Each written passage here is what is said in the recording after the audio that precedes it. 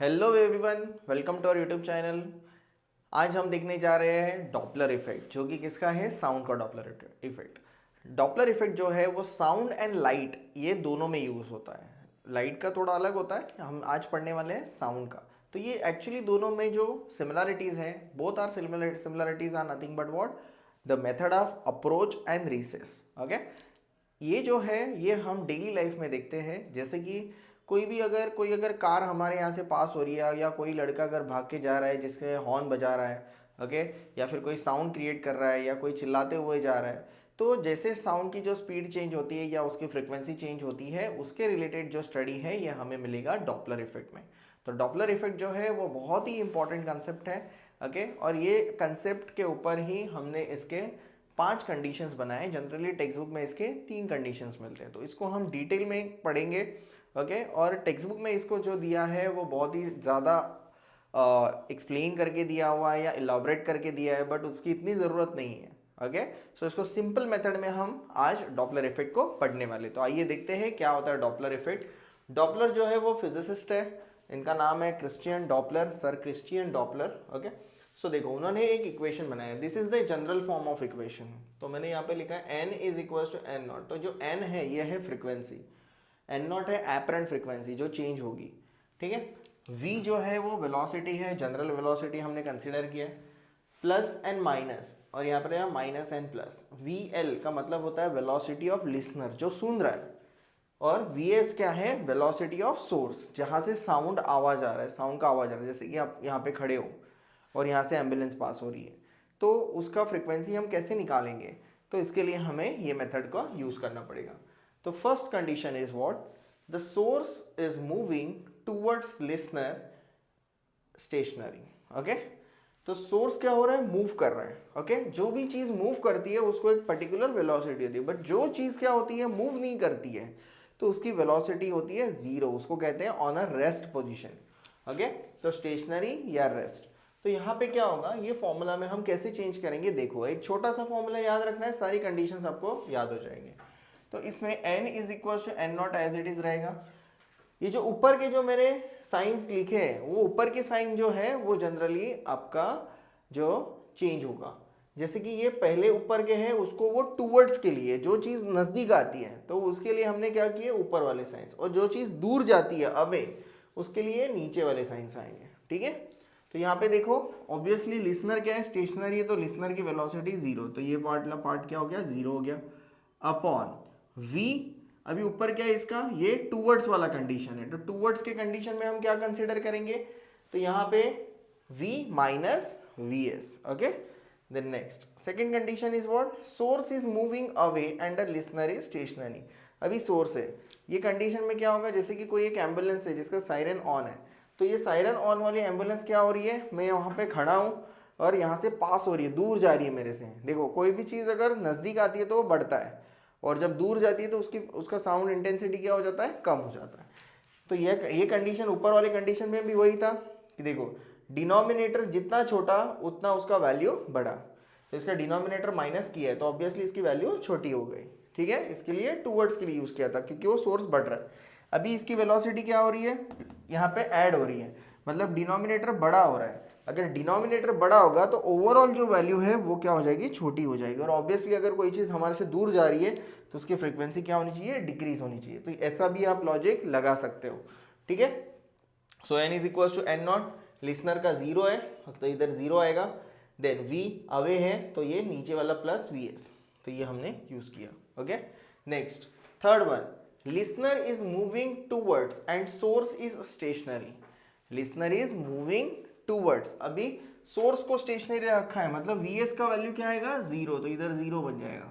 ठीक है, और ये मूविंग टूवर्ड्स, टूवर्ड्स तो क्या है, ऊपर वाला साइन, तो v plus v l upon v. I hope आपको समझ में आ रहा होगा, बहुत ही ईजी है, इस वे में मैं बता रहा हूँ, ज़्यादा कंफ्यूजिंग कुछ नहीं है इसमें, सिर्फ ये मेथड को याद करो, सारे आपको सॉल्यूशंस मिल जाएंगे, क्योंकि इसके बाद हम न्यूमेरिकल भी करने वाले हैं जो यही मेथड के ऊपर डिपेंड करता है। Next is listener is moving away, कहाँ पे जा रहा है, लिसनर दूर भाग रहा है, कहीं पे साउंड बज रहा है और वहां से स्पीकर लगा है और लिसनर भाग रहा है दूर, तो ऑब्वियसली इसको आवाज कम आएगा, तो इसका इक्वेशन क्या आएगा, देखो v माइनस अवे, अवे के लिए क्या होता है minus second sign, then v minus v l upon क्या आएगा, ये इसका वैल्यू है 0, तो this is upon v. Okay, so these are nothing but what, the 4 condition, जिसमें एक बार क्या हो रहा है, सोर्स जो है वो टूवर्ड्स आ रहा है, मतलब एम्बुलेंस जो है वो टूवर्ड्स आ रही है और लिसनर खड़ा है. सेकेंड कंडीशन क्या था, source is moving away. Okay, ambulance दूर जा रही है और लिसनर खड़ा है. एक बार क्या हो रहा है, यहाँ पे लिसनर चलते चलते आ रहा है या कैसे भी आ रहा है, लेकिन स्टेशनरी क्या है वहाँ पे, सोर्स जो है वो स्टेशनरी है. Then listener is moving away, listener कहाँ पे जा रहा है, दूर भाग रहा है. ओके, और एम्बुलेंस क्या है वहाँ पे, स्टेशनरी है. तो ये जनरली क्या है, इसकी कंडीशन है.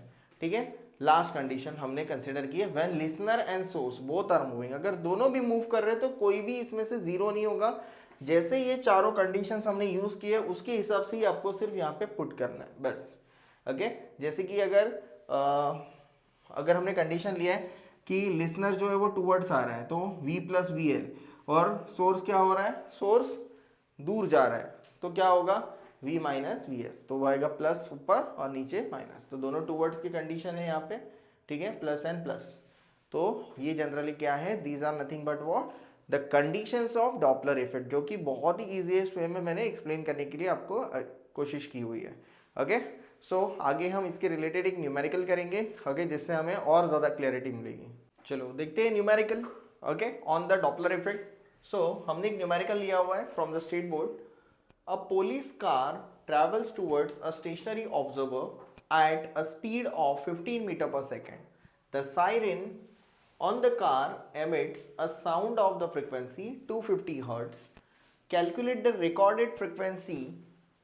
The speed of sound is 340 metre per second. तो ये एक्चुअली क्वेश्चन क्या बता रहा है हमें कि एक पुलिस कार है जो ट्रैवल कर रही है टुवर्ड्स द स्टेशनरी ऑब्जर्वर, मतलब कोई एक लोग खड़े हैं वहाँ पे.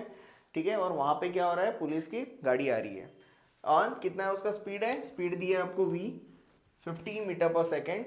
The siren on the car emits a sound, उसके पुलिस के कार पे क्या है, एक साइरन है जिसका आवाज आ रहा है. जैसे मैंने पढ़ाते वक्त आपको एम्बुलेंस बोला था, वैसे ही पुलिस कार है तो उसका साइरन है, उसकी फ्रीक्वेंसी दी है 250 है, इसको कहेंगे एपरेंट फ्रीक्वेंसी.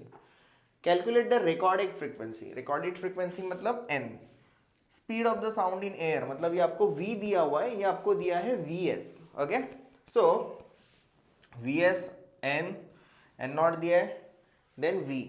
ओके, तो क्या करेंगे, देखो कंडीशन क्या था, हमारा फॉर्मूला क्या था यहाँ पे, n is equals to n nought v plus n minus v l upon v minus plus v s. Okay, तो इसमें कंडीशन को पुट करेंगे. देखो, as the source approaches, approach करना मतलब होता है टूवर्ड्स. ओके, सोर्स अप्रोच कर रहा है, टूवर्ड्स आ रहा है, टूवर्ड्स आएगा. और लिसनर क्या है आपका, लिसनर क्या है, स्टेशनरी है, लिसनर इज स्टेशनरी ऑब्जर्वर, तो लिसनर आपका क्या है, स्टेशनरी है. तो इसका वैल्यू क्या बन गया, 0 0 बन गया. और ये कंडीशन कौन सी आएगी, ऊपर वाली कंडीशन आएगी, तो माइनस आएगा. यहाँ पे माइनस लिया, 250 एन नॉट 340 v 340 माइनस 15, तो इसको मल्टीप्लाई करेंगे तो हमें आंसर कितना मिलेगा यहाँ पे, तो you will get the value is 3400 upon 30. तो इसको डिवाइड करेंगे या लॉग बुक का यूज़ करेंगे. लॉग बुक का यूज़ करने के बाद कितना आएगा, 261.54 hertz. The frequency heard by the audience as the car approaches the stand is 261.54 hertz. Okay, तो इसका फ्रीक्वेंसी कितना रहेगा, जो फ्रीक्वेंसी रहेगा वो रहेगा 261.54 हर्ट्ज.